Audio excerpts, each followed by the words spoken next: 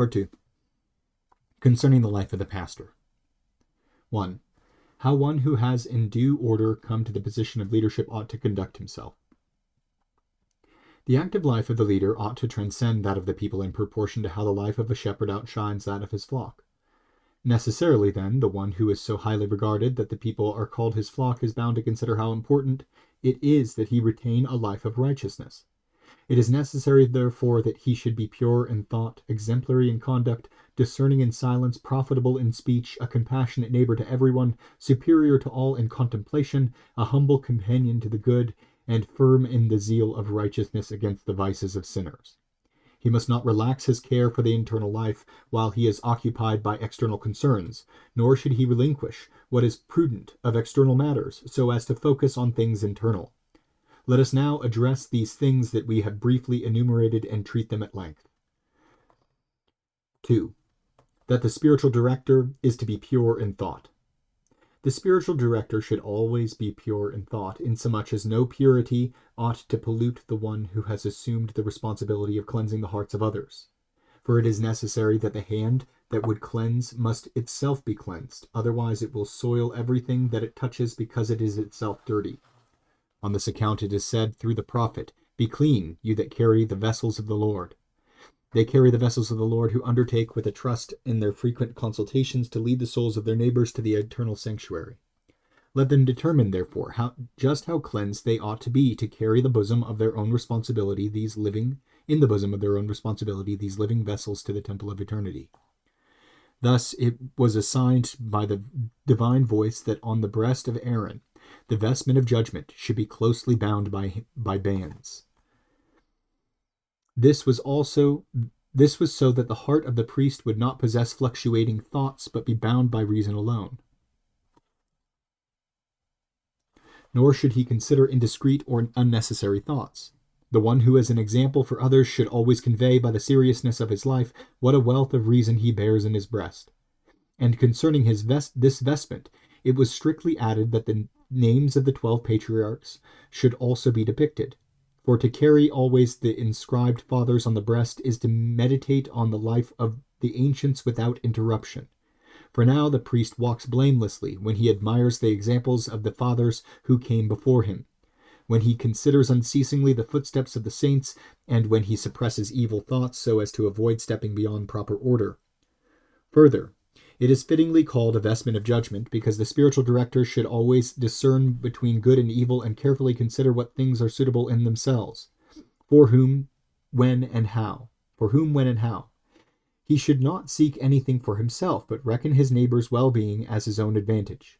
Concerning this it is written, "But you shall put on the breastplate of judgment, the doctrine of truth, which will be on Aaron's breast, when he goes before the Lord, and he will bear the judgment of the children of Israel on his breast in the sight of the Lord continually." This bearing of the judgment of the children of Israel before the sight of the Lord means that when the priest investigates the causes of his subjects' behavior, he does so with the sole intention of the eternal judge, so that he does not add an element of human reasoning as he dispenses his judgments on behalf of God. Otherwise, personal afflictions might get in the way of zealous correction. And when he shows himself to be zealous against the vices of others, let him prosecute his own, so that hidden envy does not defile the tranquility of judgment, nor headlong anger disturb it. But if one fearfully considers the one who presides over all things, that is, the internal judge, then he will not direct his subjects without fear. And such a fear purges as it humbles the mind of the spiritual director. Without it, the mind will be either exalted by the spirit of presumption, or defiled by the pleasure of the flesh, or obscured by the insolence of impure thoughts through a lust for earthly things. Because these things will disturb the soul of the spiritual director, it is necessary that he hasten so that they may be conquered by resistance. Otherwise, the vice that tempts through suggestion will subdue him by gentle delights, and then slay him with a sharp sword because he was too slow to repel them. 3.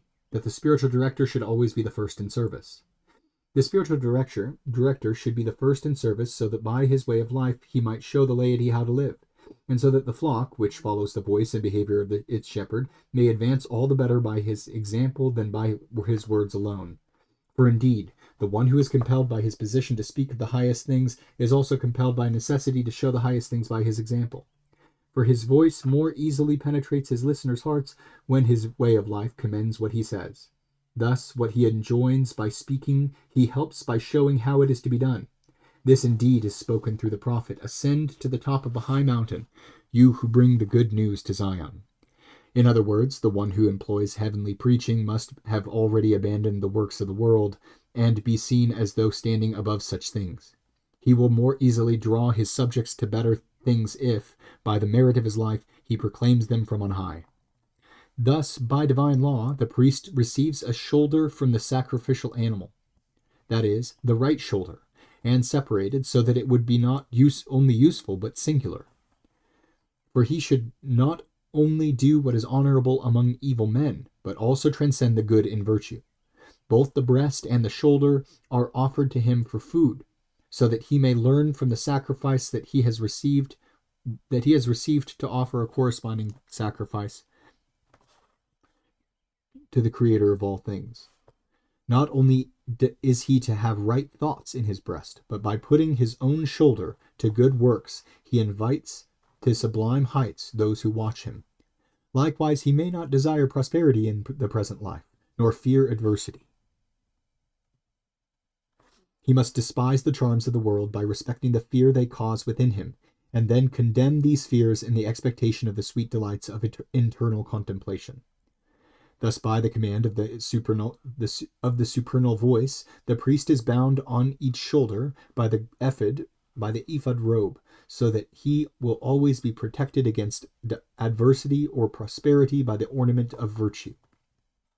Or, in the words of Paul, walking by the armor of justice on the right hand and on the left, striving solely after those things which are interior, so that he may avoid the deceptive pleasures on either side. Let him not be elated by prosperity, nor dismayed by adversity.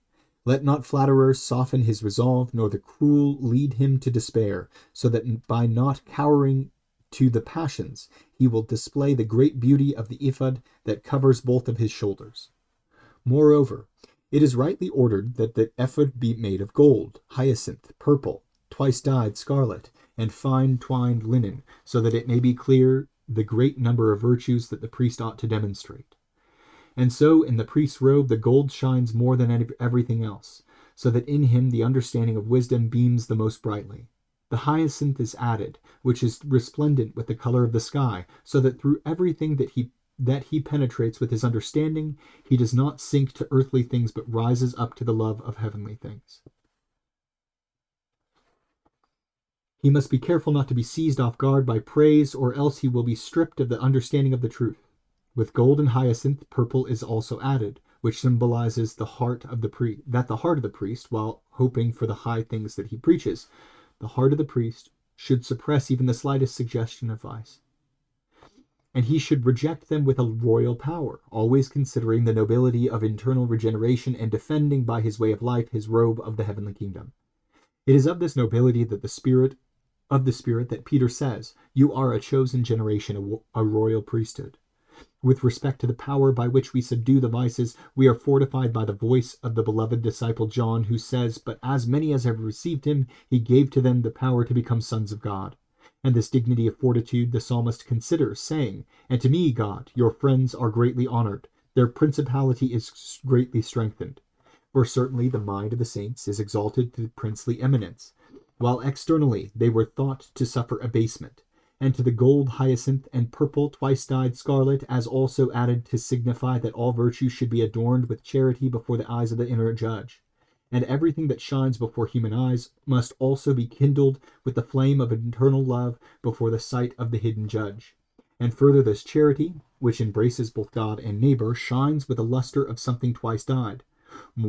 Whoever, therefore, pursues so completely the beauty of his Maker as to neglect the care of his neighbors, or conversely, whoever attends to the care of his neighbors so as to grow listless in divine love, whichever of these two he neglects, he does not know what it means to have twice-dyed scarlet in the adornment of the ephod.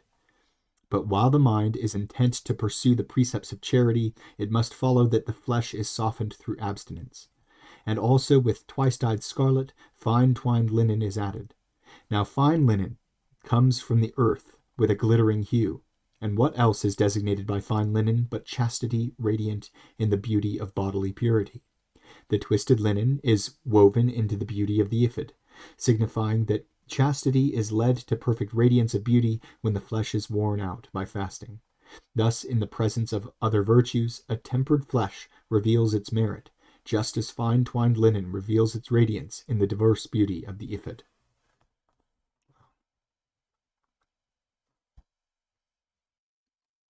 Or, that the spiritual director be discerning in silence and profitable in speech.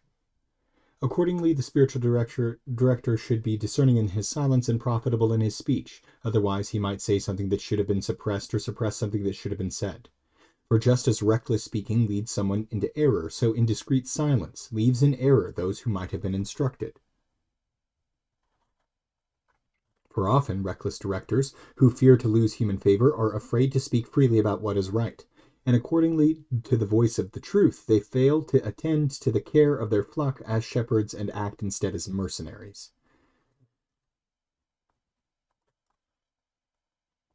This is because they flee and hide themselves in silence whenever a wolf approaches.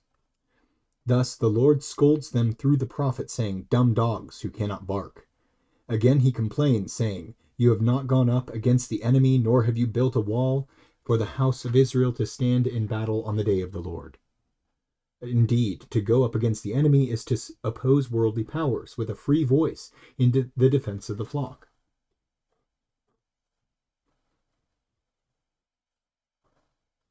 And to stand in battle on the day of the Lord is to resist out of the love of justice evil persons who oppose us. For if a shepherd fears to say what is right, what else is it but to turn his back in silence? But certainly, if he puts himself before the flock so as to protect them, he builds a wall for the house of Israel against his enemies. Again, it is said to the delinquent people, "Your prophets have seen false and foolish things for you, and they have not exposed your iniquity so as to provoke you to repentance." Now, teachers are sometimes called prophets in sacred scripture because they identify the fleeting nature of the present and describe the things that are to come. The divine speech refutes them for seeing what is false, because when they fear to correct sin, they vainly flatter the evildoers by promising them immunity. Moreover, they fail to uncover the depth of the iniquity of these sinners because they refrain from offering the voice of reproof. Indeed, a word of correction is the key to discovery, because through reproof one discloses the sin to the offender, who generally does not know that he is at fault. Thus Paul says, so that he may be able to exhort in sound doctrines and refute the gainsayers. And through Malachi it is said, "The lips of the priest keep knowledge, and they will seek the law from his mouth, because he is the angel of the Lord of hosts." Hence, through Isaiah the Lord admonishes, saying, "Cry, do not cease, lift up your voice like a trumpet." Indeed, whoever undertakes the priesthood assumes the office of a herald, so that wherever he goes, he proclaims the coming of the dread judge. Therefore, if the priest does not know how to preach, with what voice will such a mute herald proclaim? It is for this reason that the Holy Spirit sat upon the first shepherds in the form of tongues, i.e. at Pentecost, because whomever he has filled, he gives the power of eloquent speaking. Hence Moses was enjoined that when a priest goes into the tabernacle, he should be canvassed with little bells, a sign that he must have a voice for preaching, or else by his silence he provoke the judgment of him who sees everything from above. For it is written, "So that the sound is heard when he enters and exits the sanctuary in the sight of the Lord, so that he may not die." For the priest who enters and exits will die if a sound is not heard from him, because he provokes the wrath of the hidden judge if he goes about without the sound of preaching. The little bells are appropriately described as being inserted into his vestments, because what else are we to understand the vestments of the priest to be but good works? The prophet attests to this when he says, "Let your priests be clothed with righteousness." The little bells, therefore, are fixed to the vestments to signify that the works of the priest should be proclaimed by the sound of his voice and by the way of his life. But when the spiritual director prepares himself to speak, he must beware to speak cautiously. Otherwise, if he rushes hastily into speaking without the proper preparation, the hearts of his audience may be struck with the wound of error. And while he may desire to appear wise before them, he will foolishly sever the bond of unity. Concerning this, the truth said, "Have salt in yourselves and have peace among you." Now by salt it is indicated the wisdom of speech. Whoever then wishes to speak wisely should fear greatly that the unity of his audience is not destroyed by his words. For as Paul says, not to be more wise than is becoming, but to be wise unto sobriety, in accordance with the divine voice. Therefore pomegranates are added to the little bells. For what could be indicated by the pomegranates if not the unity of the faith? For in the pomegranate, the many seeds that are inside are protected by the outer rind. Just so, the unity of the faith covers the innumerable people of the Holy Church, who, though they vary in merit, are held within her. Therefore, in order that the spiritual director does not rush unprepared into speaking, as we have said, the truth proclaimed to his disciples, "Have salt in yourselves and have peace among you." It is as if he is saying through the symbol of the priest's vestments, "Join the pomegranates and the little bells, so that in everything that you say, you are careful to observe the unity of the faith."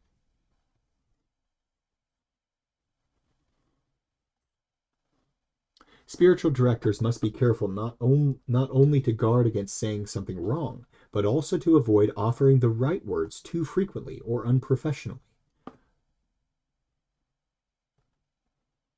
Because often the virtue of what is said is lost when it is enfeebled in the hearts of the audience, since the speech was offered hastily or carelessly.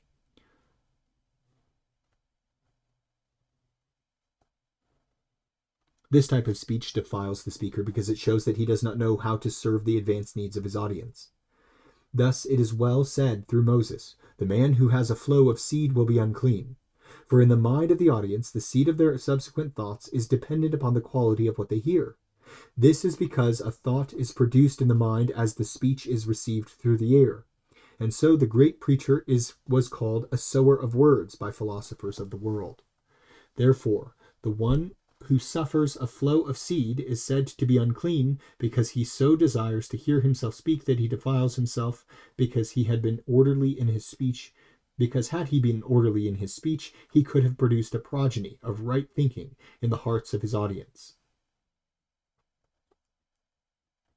Instead, by wasting his point through careless wordiness, he has a flow of seed that results not in progeny, but in defilement. Hence, Paul also, when he admonished his disciple to be ready in preaching, said, "I charge you before God and Christ Jesus, who will judge the living and the dead, by his coming and his kingdom, preach the word, be ready in season and out of season." As he was about to say out of season, he added in season, because in truth if being out of season is not first combined with being in season, it destroys itself in the mind of the audience by its disregard. 5. That the spiritual director should be a compassionate neighbor to everyone and superior to all in contemplation. The spiritual director should be a compassionate neighbor to everyone and superior to all in contemplation, so that he may transfer the infirmities of others to himself by means of his intense piety, and transcend even his own aspirations for invisible things through the loftiness of his meditation. Otherwise, in pursuing high things, he will despise the infirmities of his neighbors, or by adapting himself to the infirmities of his neighbors, he will abandon the pursuit of high things. Thus it was that Paul was led into paradise and explored the secrets of the third heaven. And yet, even though he was suspended in the contemplation of divine things, of invisible things, he recalled the attention of his mind to the marriage bed and offered his recommendation for how they ought to conduct their private relations, saying, "On account of fornication, let every man have his wife, and every wife her husband. Let every man give what he owes to his wife, and also the wife to her husband." And after, Paul says, "Do not deprive one another, except perhaps by consent for a time, so that you may give yourselves to prayer, and then return together again." Behold, he has already been introduced to heavenly things, but through his intense economy, he willingly investigates the marriage bed. And in a state of elevation, he raises the eyes of his heart to invisible things, but he nevertheless bends to the hidden infirmities of the weak. In contemplation, he transcends heaven. Yet in his constant concern for those in his care, he does not desert the couch of the carnal, because being joined in charity to the highest and lowest things at once, though for himself he is greatly transported to the highest by the power of the Spirit, he is content in his piety to be weak for the weak. As indeed he says, "Who is weak, and I am not weak? Who is scandalized, and I am not on fire?" Also he says, "I became a Jew to the Jews." Clearly, he did this not by abandoning his faith, but as an extension of his piety, so that by transferring the identity of a non-believer to himself, he learned all the more how he could be compassionate to others. He was, therefore, able to offer them what he would have wanted them to offer to him, and had he actually been like them. And so again he said, "Whether we are withdrawn by the mind, it is for God, or whether we are sober, it is for you." For he knew how to transcend himself in contemplation and how to temper himself through economy for the benefit of his audience. Thus Jacob, as the Lord looked down from above and poured oil on the stone, saw angels ascending and descending the ladder, which signifies that the true preachers do not only aspire through contemplation to the holy head of the church, in other words, to the Lord, but they also descend to the needs of the members through compassion. Likewise, Moses frequently entered and exited the tabernacle, and while he was seized internally with contemplation, he busied himself with the affairs of the infirm. Inwardly, he considers the hidden things of God. Externally, he carries the burdens of carnal people. In times of doubt, he always returns to the tabernacle to consult the Lord before the Ark of the Covenant. Without a doubt, this provides an example to spiritual directors. When they are uncertain about how to order secular concerns, they should always return in their thought, as it were, to the tabernacle, and, as though standing before the Ark of the Covenant, consult the Lord as to whether they should inquire into the internal pages of secret teaching. Thus the truth himself, made known to us by assuming our humanity, continued in prayer on the mountain, but simultaneously worked miracles in the cities. And so he established the way of imitation for good spiritual directors, so that in contemplation they will already desire the highest things, but they will also show compassion for the necessities of the infirm, because charity surges to great heights when it is compassionately drawn to the lowly things of neighbors. And the more it descends to the infirm, the more valiantly it reaches to the highest things. But those who preside over others should exhibit a type of behavior that will lead the laity to disclose their secrets to them. Consequently, when the weak endure the waves of temptation, they will return to their pastor's counsel as a crying child seeks its mother's breast. And in solace of his counsel and the tears of prayer, the laity will cleanse themselves of this defilement of sin that attacks them. And so it is that at the front of the doors of the temple there is a sea of brass for washing the hands of those who enter. That is a laver, supported by 12 oxen whose faces are in plain sight, but whose backsides are not visible. And what is signified by the 12 oxen, if not the entire order of the clergy, about whom the law says, as Paul explains, "You will not muzzle the mouth of the ox that threshes." We see the works they do openly, but we do not know what later remains for them through the hidden retribution of the strict judge. Those, however, who make available the patience of their economy for the purpose of cleansing the confessed sins of their neighbors support, as it were, the laver before the doors of the temple. Whoever then is striving to enter the gate of eternity should reveal his temptations to his shepherd for his consideration, and wash, as it were, the hands of his thoughts and deeds in the laver of the oxen. But it often happens that when the soul of the spiritual director learns, through his use of economy, the temptations of others, it is also attacked by the same temptations which he hears. The same is true of the water of the laver, because as the multitude of the people cleanse their hands, the water becomes defiled. By receiving the dirt of those who wash, it loses the clearness of its purity. Concerning this, however, the shepherd has nothing to fear, because God, who weighs all things precisely, rescues the shepherd from his own temptations in proportion to the compassion he suffers for the temptations of others. 6. That the spiritual director be humble companion to the good and firm in the zeal of righteousness against the vices of sinners. The spiritual director should be a humble companion to the good and firm in the zeal of righteousness against the vices of sinners, so that he not prefer himself to goodness in any others. So that he not prefer himself to goodness in any others. And yet when the sins of the weak require it, he immediately inserts the power of his position. When he is in the company of the laity who live well, he should downplay his position of honor and consider himself as their equal. But for the perverse, he should not fear to enact his authority.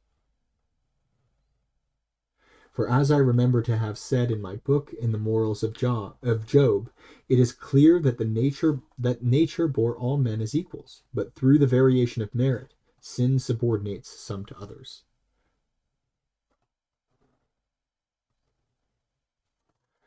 But this very diversity, which is entered upon through vice, is then dispensed by the divine judgment, so that some are directed by others, since not all can stand equally.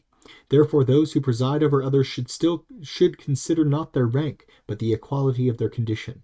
Moreover, they should revel not in ruling over others, but in helping them.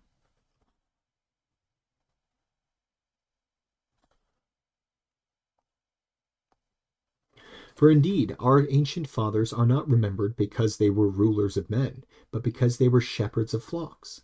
And when the Lord said to Noah and his sons, "Increase and multiply and replenish the earth," he immediately added, "And let the fear and dread of you be upon all the animals of the earth." Clearly, fear and dread were prescribed for the animals, but evidently it was forbidden among humans. By nature, a human is superior to a brute animal, but not other humans. For this reason, it was said to Noah that he should be feared by animals but not by humans, because to desire to be feared by one's equal is contrary to nature, and yet it is necessary that spiritual directors be feared by the laity, whenever they discover that the laity do not fear God.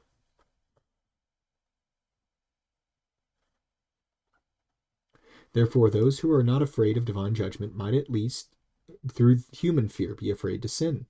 By no means is it the case that leaders are prideful when they inspire fear. They do this not for their own glory, but in seeking righteousness among the laity.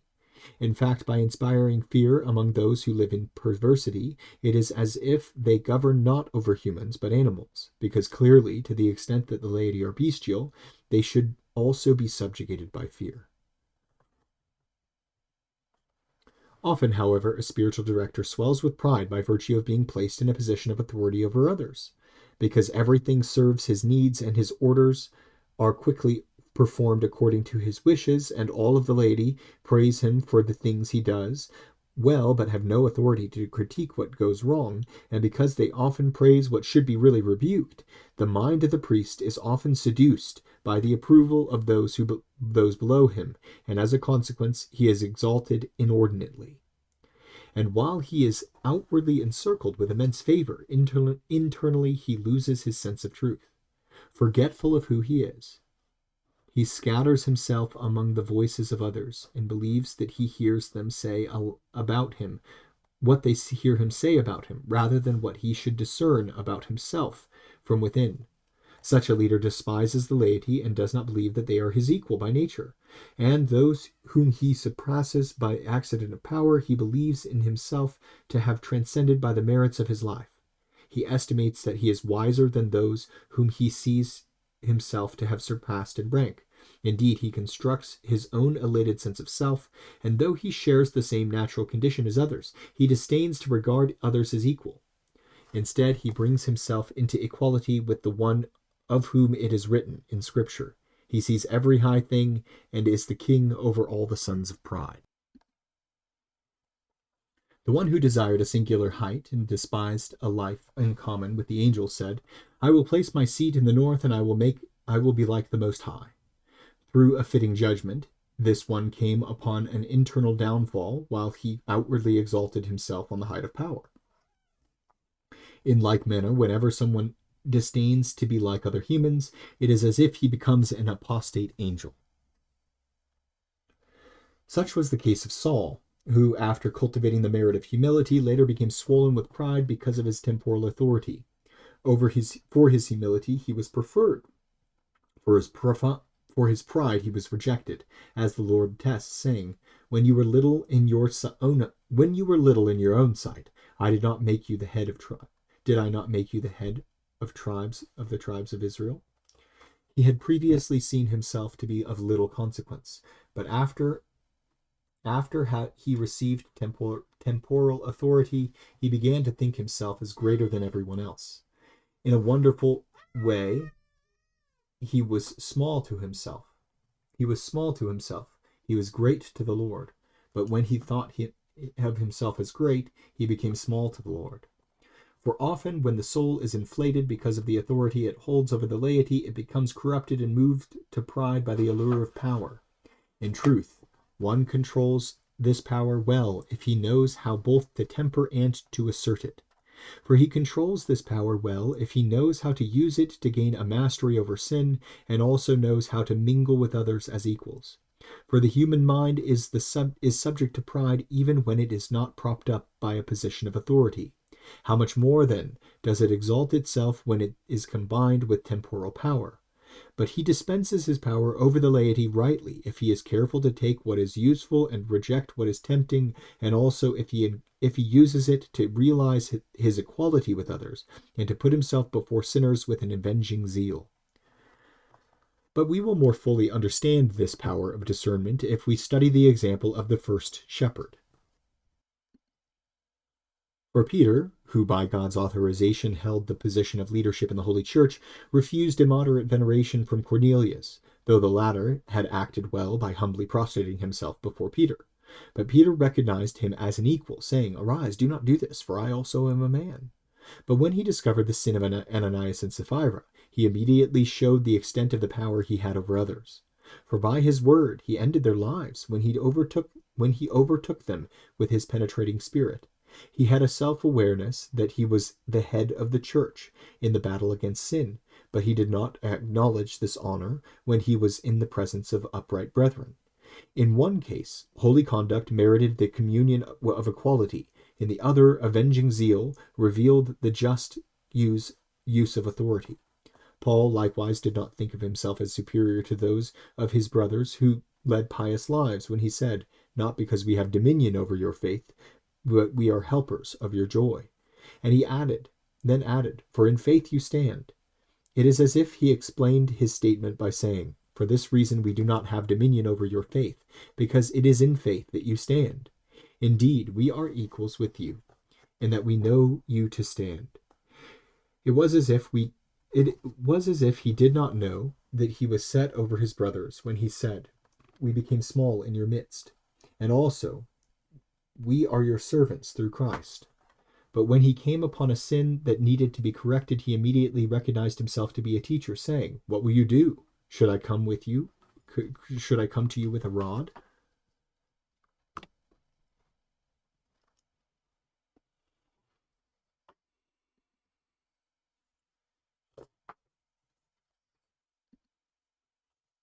Supreme rule, then, is well administered when the one who presides has dominion over the vices rather than his brothers.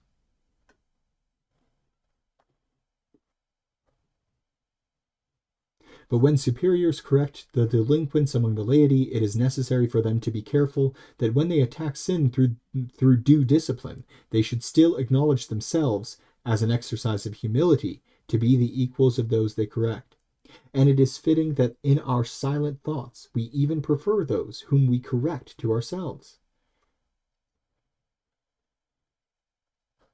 For their vices are literally destroyed by the vigor of our discipline, whereas our own vices are not even wounded by the words of anyone.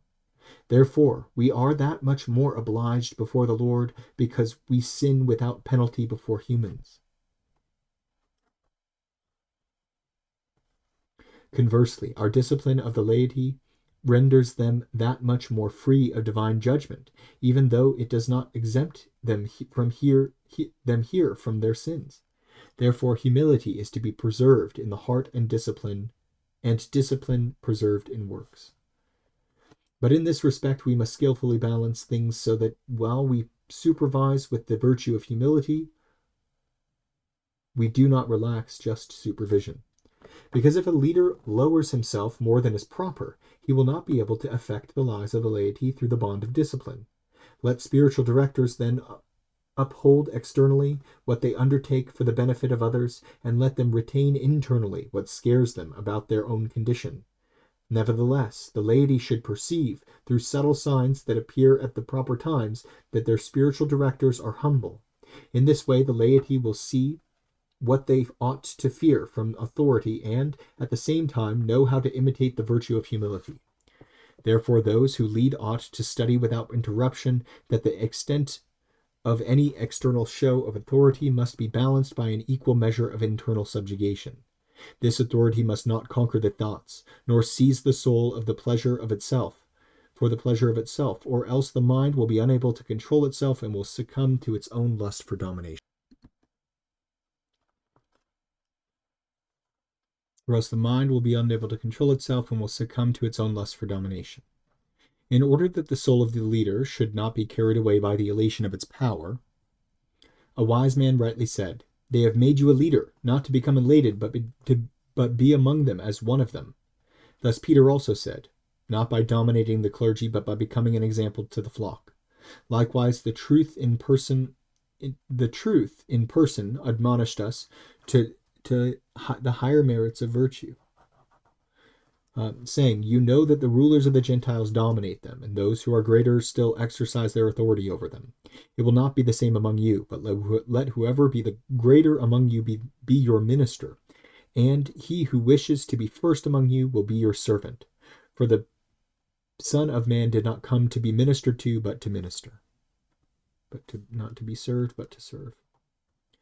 And he also indicates that punishments are in store for the servant who has become proud because of his assumption of direction, saying, "But if that evil servant says in his heart, 'My Lord delays,' and so he beats his fellow servants and eats and drinks with drunkards, the Lord of that servant will come on a day that he does not hope for, and he will be ignorant of the hour, and he will separate him and assign him his part among the hypocrites.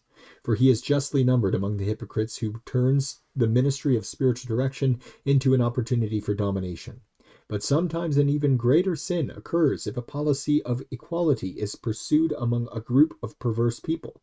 For example, Eli, who was overcome with a false piety, did not wish to punish his delinquent sons, and instead justly received damnation for himself along with his sons.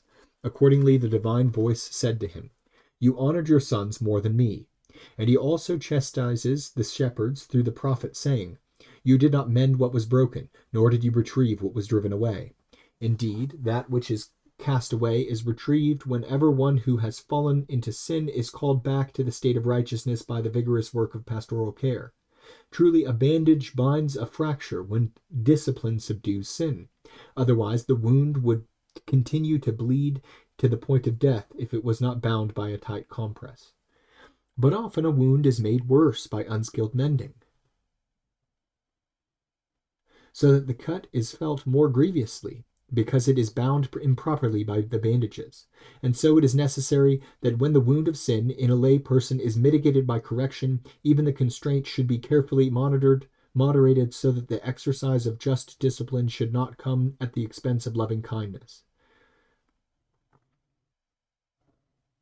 Therefore, the spiritual director must be careful that he show himself to the laity as a mother with respect to kindness, and as a father with respect to discipline.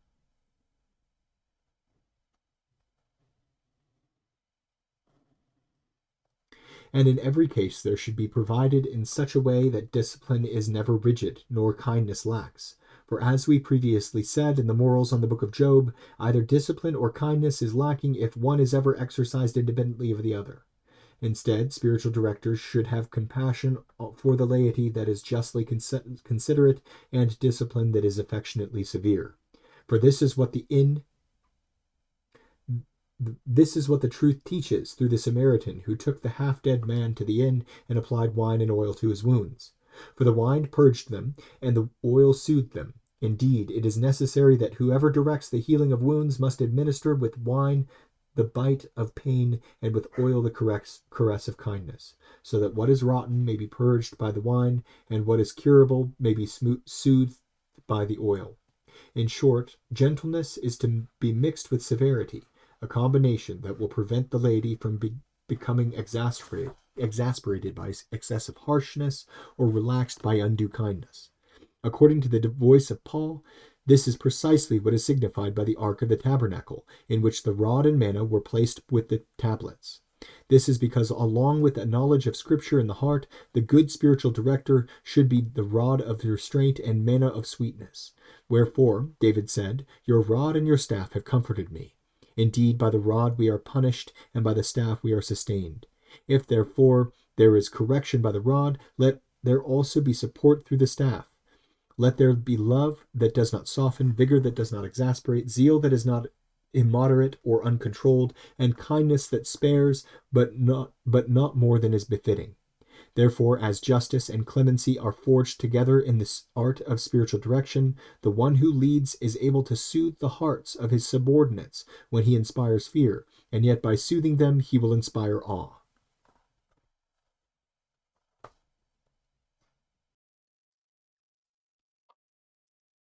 Seven.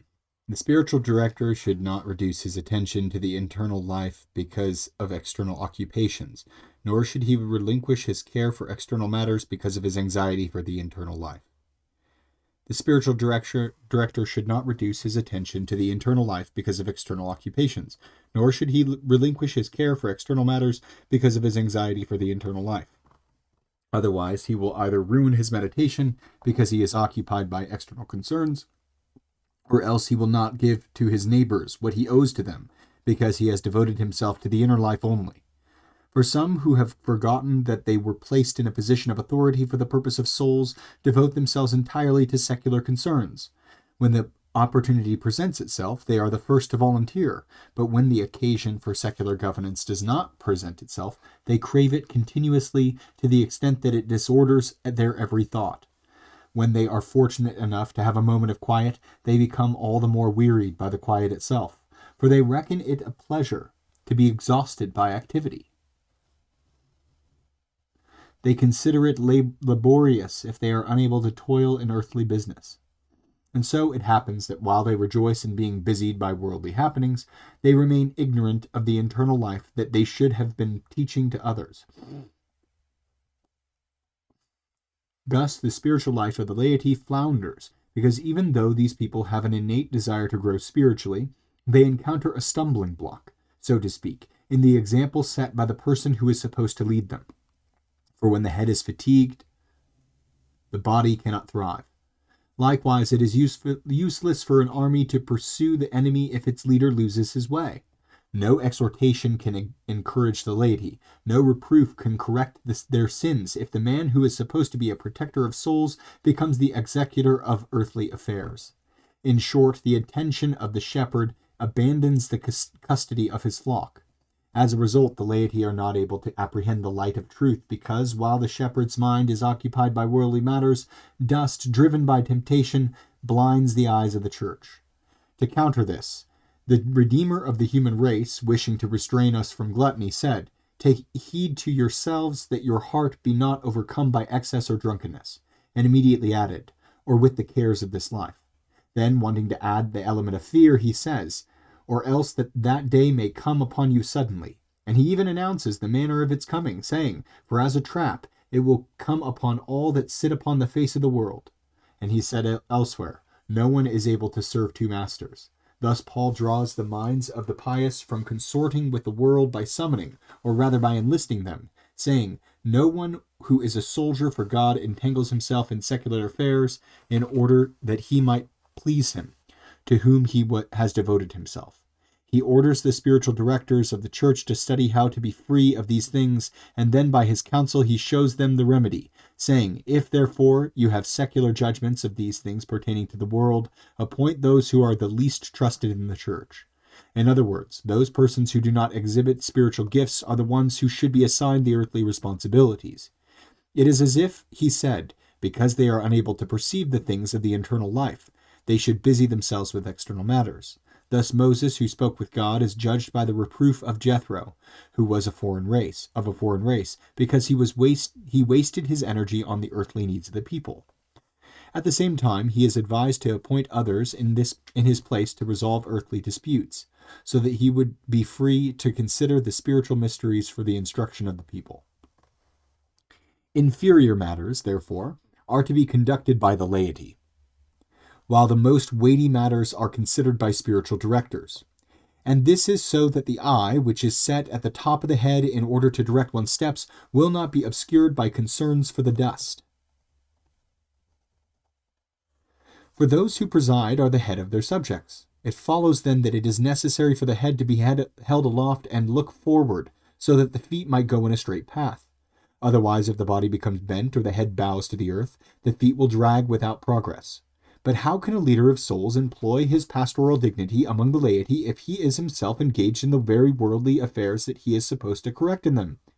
This is precisely what the Lord, in the just wrath of retribution, threatened through the prophet, saying, "And there will be the people, just as the priest." For indeed, the priest is like the people, when the one who administers the spiritual office continues to behave as others who are measured in terms of their carnal pursuits. In the great sorrow of his charity, the prophet Jeremiah considered this point when he deplored the symbol of the destruction of the temple, saying, "How is the gold obscured, the finest color transformed, the stones of the sanctuary scattered on top of every street? For what is the gold? What is gold, which surpasses all other materials, if not the excellence of sanctity? What is the finest color, if not the reverence given to religion, which is loved by all? What is signified by the stones of the sanctuary, if not the people in holy orders? And what is figured by the name of streets, if not the breadth of this life? For indeed, in the Greek language, breadth is called platos, so therefore streets, platei, are so called for their breadth. But the truth himself says, broad and wide is the way that leads to destruction. Gold, therefore, is obscured when the life of sanctity is polluted by earthly actions. The finest color is altered when the reputation of those who were believed to live piously is diminished. For when anyone associates himself with earthly activities after a life of holiness, it is as though his color changed, because the reverence he once received before the eyes of men grows dim, as though his color was changed. Moreover, the stones of the sanctuary are scattered in the streets, when those who should have occupied themselves with the internal mysteries, so to speak, in the rites of the tabernacle for the adoration of the church, instead seek the broad expanses of secular interests.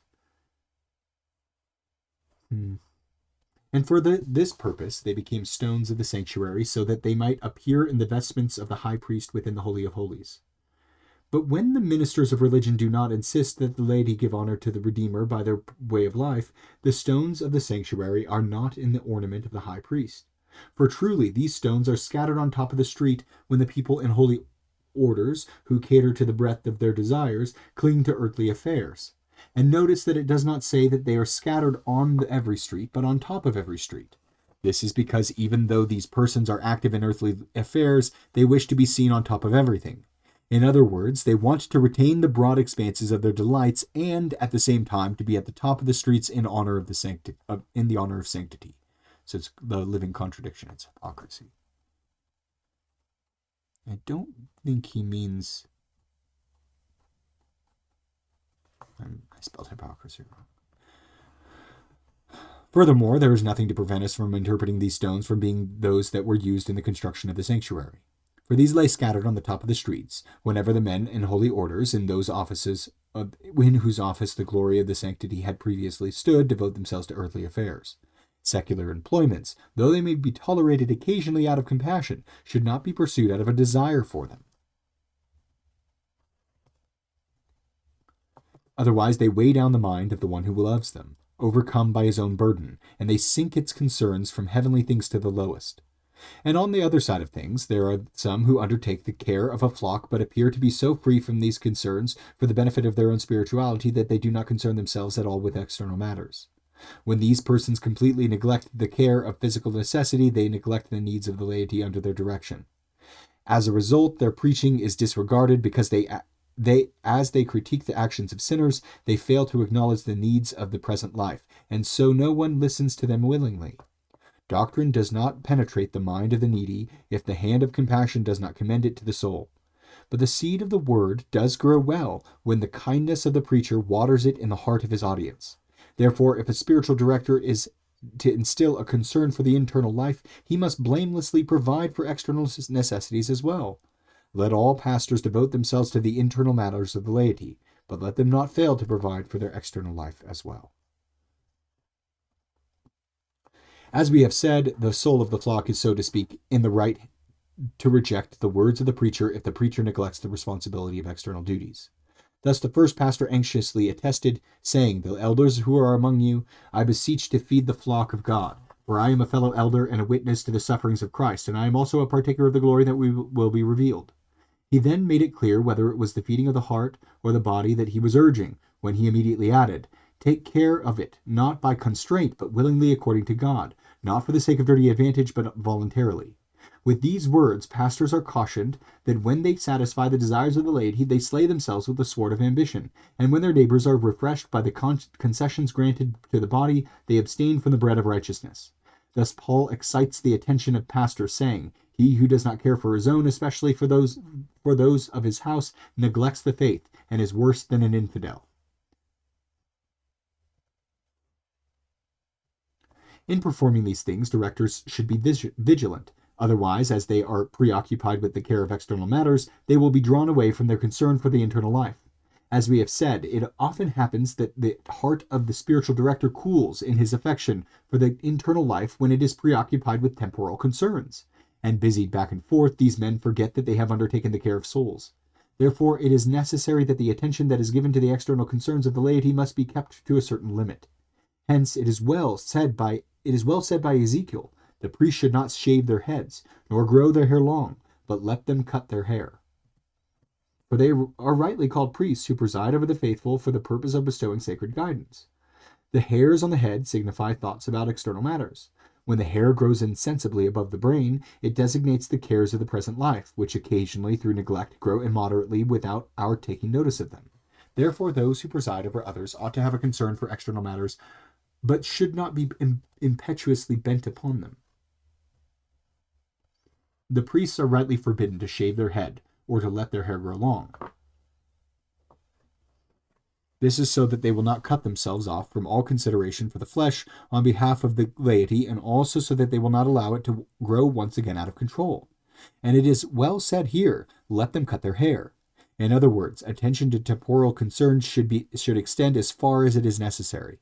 But these concerns should also be cut short so that they do not grow immoderately. When, therefore, physical life is protected through external care and is not impeded by moderate vigilance of the heart, it is as though the hair on the priest's head is preserved to cover the skin and yet trimmed so as to not obscure the eye. 8. The spiritual director in his zeal should not desire to please others, but should focus on what ought to please them. At the same time, it is important that the spiritual director be vigilant that he is not assailed by a desire to please others, or else even though he might carefully penetrate the things of the internal life and provide for what is necessary of external concerns, he seeks the love of the laity more than he seeks the truth. Or, supported by his good works and appearing to be otherworldly, his love of self separates him from his Creator.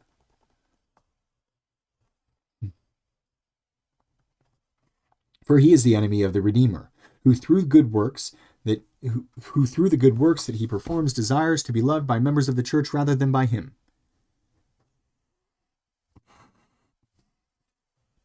For indeed a servant is guilty of adulterous thoughts if he desires to please the eyes of the bride when he is sent by the groom to offer gifts. And truly, when the mind of the spiritual director is seized by self-love, sometimes it carries him off to inordinate laxity, other times to undue austerity. Self-love inclines the mind of the spiritual director to laxity when he observes the laity in sin, but chooses not to correct them because he fears that their affection for him will grow dull. In fact, sometimes when he should rebuke the errors of the laity, he actually softens them with flattery. Thus it is well said through the prophet, "Woe to them who sew cushions under every elbow and make pillows to place under the head of every age to catch souls." To put cushions under every elbow is to cherish with bland flattery the souls that are slipping from their rectitude and reclining in the pleasures of the world. For it is as if a person reclined with a pillow under his elbow or a pillow under his head, when the strict correction of sinners is withdrawn and replaced by laxity of favor, so that these sinners might rest in the softness of their error, while no austerity of correction affects them. But these directors clearly show themselves to be dubious when they fear to be caught in the pursuit of temporal glory. For those persons whom they perceive to hold no power over them, they always punish with a rigorous invective, never employing gentle correction. They choose to forget about the possibility of a pastoral touch and instead terrify them with their governing authority. Concerning this, the divine voice rightly corrects through the prophet, saying, "But you ruled over them with rigor and authority. For loving themselves more than their Creator, they raise themselves proudly over the laity, thinking not about what they should do, but about what they can do. They do not fear the coming judgment, but glory impiously in temporal authority. It is pleasing for them to do what is illicit, and they revel in the laity cannot stop them. Therefore, the one who plans for evil behavior and yet expects others to be silent is a witness to the fact that he loves himself more than the truth, which he does not wish to face. Of course, no one lives who does not sin occasionally, but he who desires that the truth is loved more than himself is he who does not wish to be spared before the truth."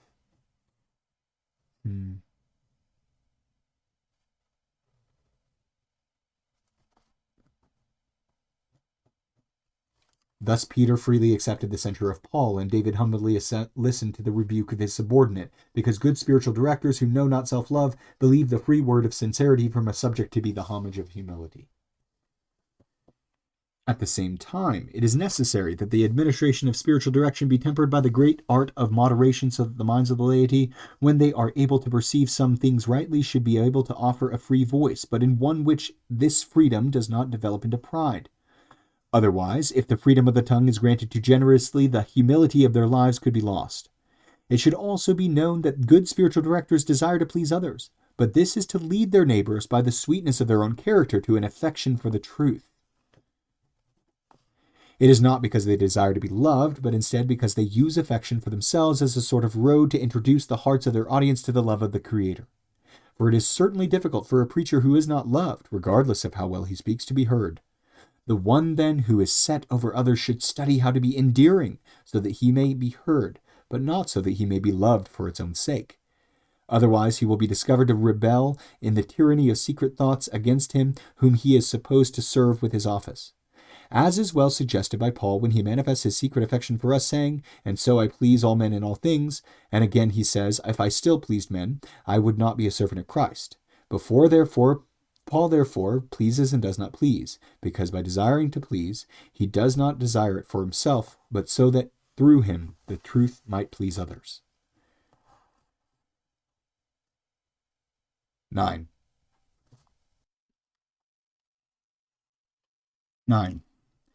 That the spiritual director should attentively consider that many vices appear as virtues. The spiritual director ought to know that there are many vices that appear as virtues. For example, greed disguises itself as frugality, and wastefulness is thought to be generosity. Often laziness is accounted as kindness, and wrath appears to be a spiritual zeal. And excessive haste is confused with efficiency of promptness, while tardiness is taken for serious deliberation. It is necessary, therefore, that the director of souls carefully discern the difference between the virtues and vices, so that, on the one hand, he does not allow greed to take hold of the heart of the sinner who appears frugal, or, on the other hand, so that he does not allow another to boast of his generosity when in effect he is simply being wasteful. Moreover, the director must be careful that he not pass over what he should punish, and thereby drag the laity with him to an eternal punishment. Reciprocally, he must not punish so forcibly that he sins more grievously himself. He must not spoil his opportunity for good and serious work with immature anticipation, nor should he postpone good works because they might transform into something evil. So challenging, oh my gosh. 10. How the spiritual director should discern when to apply open correction versus disregard, and fervor versus gentleness. It should also be known that sometimes it is more prudent to overlook the vices of the laity so long as it is indicated that this is being done. And on some occasions, even what is openly known should be judiciously tolerated, while in other cases, what is hidden should be investigated carefully. And some things should be gently amended, but others vehemently rebuked. Indeed, some things should be, as we have said, prudently overlooked, but made known that they are being overlooked, so that when the sinner learns that he has been discovered, so that when the sinner learns that he has been discovered, but also that his behavior is being tolerated, he will be too embarrassed to add to those sins that are being tolerated in silence, and will become his own judge, because his spiritual director has patiently and mercifully excused him. It was with this type of disregard that the Lord well reproved Judea, when he said through the prophet, "You have lied and have not remembered me, nor have you thought about me in your heart, for I am silent, as one who does not see." Therefore he both overlooked their sins and made them known, because he held his peace against the sinners, and yet acknowledged that he was remaining silent. But in some cases, what is openly known should be judiciously tolerated, because the circumstances do not offer an opportunity for proper correction. For physical wounds are made worse by an untimely surgery, and if a medicine is not suited to a certain situation, it would not be profitable to use it. Therefore, as we look to the proper time for the spiritual correction of the laity, the patience of the prelate is tried by the weight of their sins. As it is well said through the psalmist, "Sinners have built upon my back." We certainly support burdens on our backs. Therefore, the psalmist complains that sinners had added to the weight on his back, as if he was saying, "Those who I am unable to correct I carry as a burden." Certain vices, however, lie hidden and require keen investigation so that their symptoms may be brought to the light. The spiritual director must know these great vices by their small signs, and he must investigate the hidden thoughts of his subordinates and then intervene with the proper rebuke before it is too late. Thus it was rightly said to Ezekiel, "Son of man, dig in the wall," where the same prophet then adds, "And when I dug in the wall, there appeared a door. And he said unto me, Go in and see the evil abominations they commit here. And going in, I saw and behold every kind of creeping thing and abomination of living things, and all of the idols of the house of Israel were depicted on the wall." Through Ezekiel, men in authority are designated, while the wall symbolizes the hardness of the laity. And what is digging in a wall if not opening the hardness of the heart through perceptive questions? And when Ezekiel had dug, he found a door. That is because when one penetrates the hardness of the heart, either by careful questions or seasonable correction, it is as if a doorway is revealed through which every interior thought is made visible. And so the passage appropriately continues, "Go in and see the evil abominations they perform here." He goes in, as it were, to see the abominations, and by examining the external symptoms, it is as if he penetrates the heart of the laity, so that all of their hidden thoughts become known. So he also added, "And going in, I saw and behold every kind of creeping thing and abomination of living things." By creeping things, he signifies thoughts that are entirely earthly, and by living things he indicates animals that are slightly lifted above the earth, but nevertheless still look for the reward from earth. This is because creeping things cling with their whole body to the earth, while other animals are, in large part, suspended above the ground, even though their appetites always leave them bent toward the earth. Therefore, there are creeping things within the wall when the thoughts of the mind never venture beyond earthly cravings.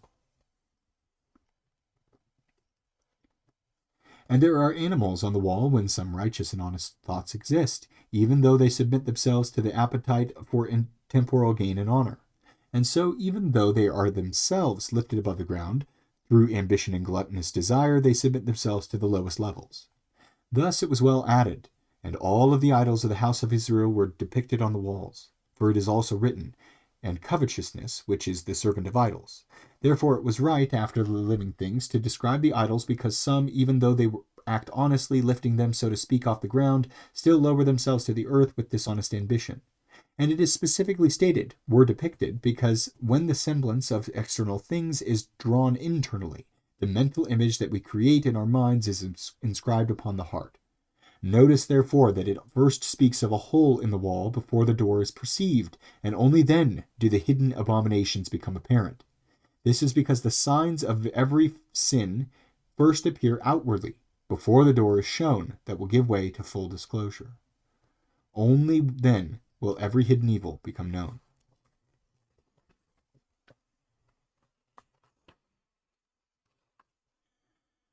Concerning the notion that some things should be gently amended, let us consider that when some errors are committed not out of malice, but out of ignorance or weakness, it is necessary that its correction must be tempered with great moderation.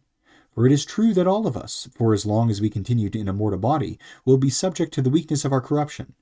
Every spiritual director then should learn from his own experience to the extent to which he should show mercy on the weakness of others.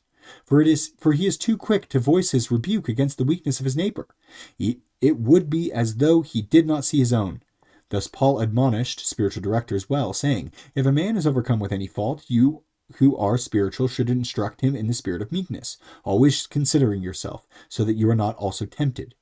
It is as if he was saying, when the sight of another's weakness is displeasing to you, recall that what you are like, so that the Spirit can temper itself in zeal of correction, in order that it should also fear what it corrects. Some things, however, should be vehemently rebuked, for when sin is not recognized by the one who is guilty of it, he should be made aware of the extent of the fault by the voice of the one who offers the rebuke.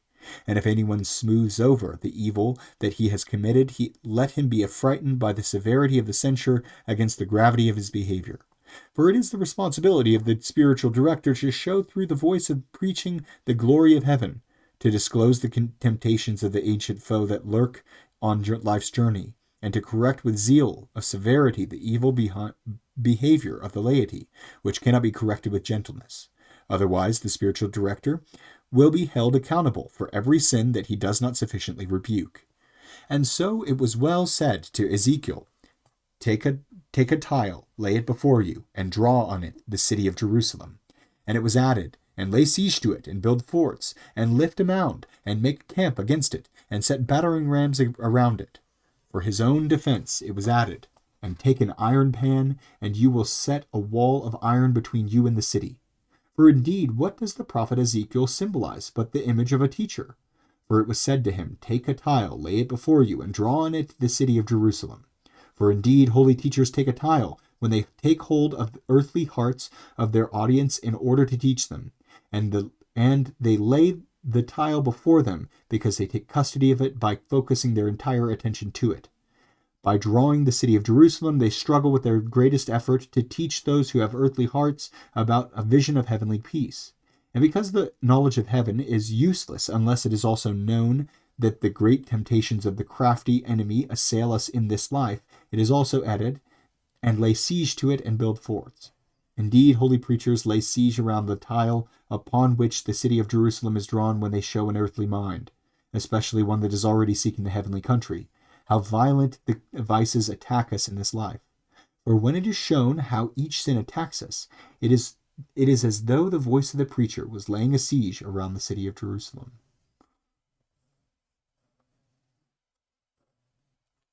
Moreover, the spiritual director should not only make known how it is that the vices attack us, but he should also explain how the virtues protect us. Thus it is rightly said, and you will build forts, for certainly the holy preacher builds forts when he demonstrates which virtues resist which vices. And because of the war of temptation increases when virtue begins to thrive, it was also rightly added, and lift a mound, and make a camp against it, and set battering rams against it. For the preacher lifts a mound whenever he articulates the great burden of increasing temptation. And he makes a camp against Jerusalem when he forewarns those of his audience who have good intentions about the crafty and nearly undetectable attacks of the enemy. And finally, he sets battering rams against it when he makes known the darts of temptations that assail us from all sides in this life, and how they are able to breach the protective wall of the virtues. And even if the spiritual director touches upon all of these things, he will jeopardize his own salvation unless he becomes inflamed with the spirit of zeal for the correction of each individual. Concerning this, it is also rightly added, and take an iron pan, and you will set a wall of iron between you and the city. By the pan, a scorching of the mind is symbolized, whereas the iron indicates the hardness of correction. And what fries and distresses the mind of the teacher more than zeal for God? Hence Paul was burned by the frying with this type of pan when he said, Who is made weak, and am I not weak? Who is scandalized, and am I not burned? And because whoever is inflamed with zeal for God receives constant protection, otherwise he might be damned for negligence, It is rightly said, you will set a wall of iron between you and the city. For an iron pan is set between a prophet and the city as a wall of iron, because whenever spiritual directors display the strength of zeal, they maintain that zeal afterwards as a strong defense between themselves and their audience. In this way, they retain their power of punishment that they would lose if they did not offer correction. It should also be considered that when the mind of the teacher is engaged with the correction of subordinates, it is very difficult for him to keep in those things which he should not say. And it often happens that when one corrects the sin of the laity with excessive invective, the teacher is drawn into using an excess of words. And when this reproof burns immoderately, the heart of the sinner sinks into despair. Therefore, it is necessary that whenever the director becomes agitated, he recognize when he has smitten the mind of the layperson more than he should have. For he must always recognize his fault and repent, so that he can obtain pardon in the sight of the truth by his lamentation, even though it was through his zeal that he sinned. This is what the Lord figuratively inscribed through Moses, saying, if a man goes simply with his friend into the forest to cut wood, and the handle of the axe flies from his hand, and the iron of the blade strikes his friend and kills him, he shall flee to one of the previously mentioned cities and live there, cities of refuge. Otherwise, the relative of the man who was slain while his soul percolates might follow him and seize him.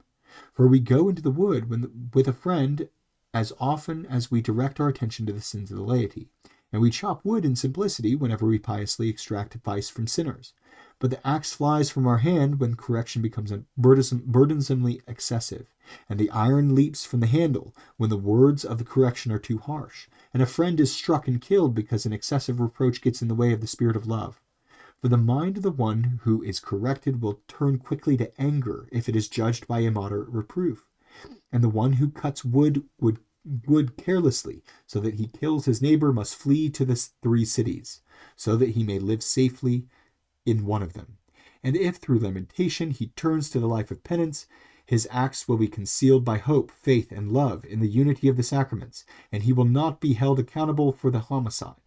Therefore the relatives of the slain man will not kill him, even if he finds him, because when the strict judge comes, who joined himself to our nature, he will not seek anything for that sin, because the man conceals himself in faith, hope, and love. 11. The spiritual director's devotion to and meditation on the sacred law. But all of this will be done solemnly. Well, first, I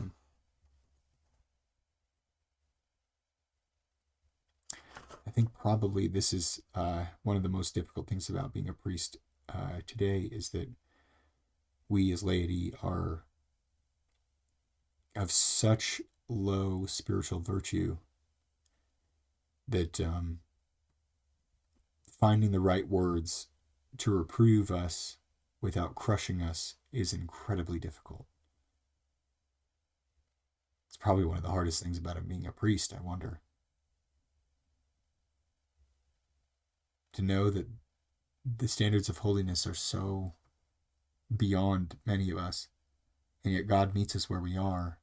The role of the priest is to help us to meet God where we can find him, given our current condition.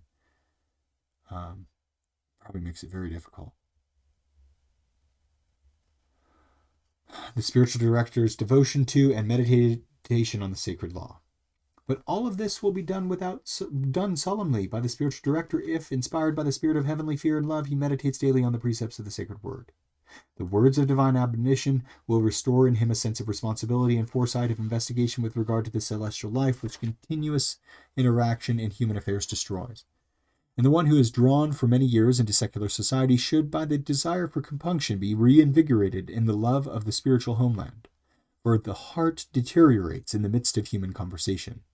Because it is evident that, driven by the tumults of external occupations, the heart slips into ruin, it is necessary that it never cease to regain its proper condition through careful study. And so it was that Paul admonished his disciple who was presiding over a flock, saying, "Until I return, give attention to reading." And David said, "Oh, how I have loved your law, Lord! It is my meditation all the day."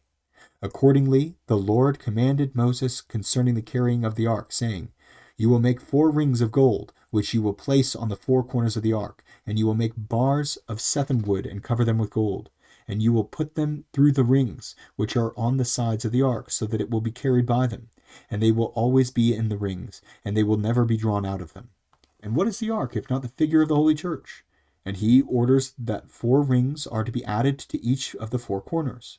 Obviously, this is because it extends to the 4 corners of the world, which is an indication of the preparation for the preaching of the 4 Gospels.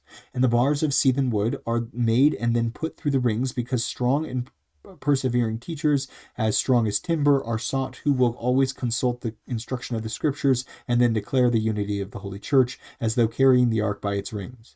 For to carry the ark by the bars is to bring the Holy Church through preaching to the uninformed minds of pagans. And these bars are to be covered with gold, so that when their sermon is heard by others, they lose the splendor of their life. Concerning this, it was aptly said, "They will always be in the rings, and they will never be drawn out of them." For it is certainly necessary that those who execute the office of preaching do not regress in their study of sacred writ. It is for this reason that the bars are ordered to be always in the rings, so that when it is time to carry the ark, there should be no delay for inserting them. That is to say, when a pastor is asked about a spiritual matter by a layperson, it would be disgraceful for him to have to learn the answer, when he should have been prepared to solve the question. So let the bars remain in the rings, so that teachers, ever meditating in their hearts on the sacred Scriptures, may lift the ark of the covenant without delay, which is to say, so that they may teach without delay what is necessary. Concerning this, the foremost pastor of the church well admonished other pastors, saying, "Be always ready to give an answer to everyone who asks you for a reason of that hope which is in you." It is as if he said, "Let the bars never be withdrawn from the ark, so that you will have no delay in carrying it." That's an interesting gloss, because oftentimes in evangelical circles, they'll talk about the humility involved. And if someone asks a question and you don't know the answer, saying, "You know what, I'm going to do the research and get back to you on that, because I don't know the answer." And so it's interesting, because, I mean, a lot of this is about both things being true, being ready to give an answer, but when you don't know the answer, have humility. Or there's just a lot of paradoxical do both, but practice right judgment in what you decide to do, whether to be lax or severe, depending on, like, gauging what the person needs and what will crush them, what will help and what will hurt. That different doses are appropriate for different persons at different stages, and that's a form of it's not a form of complete relativism, but it's the principle of the incarnation, that Christ meets us where we are, and the role of the priest is to facilitate people encountering Christ where they are.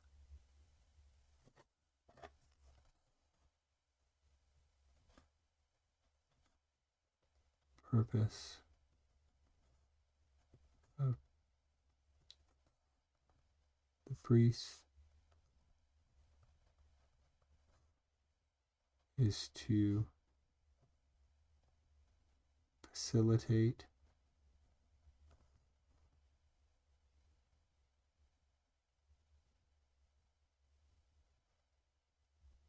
or open up an opportunity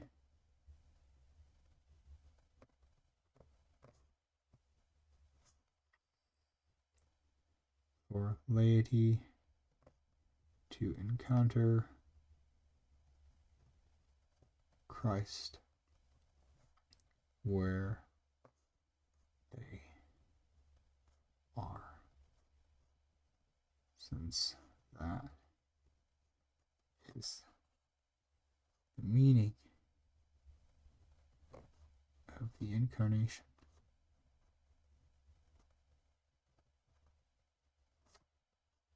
Christ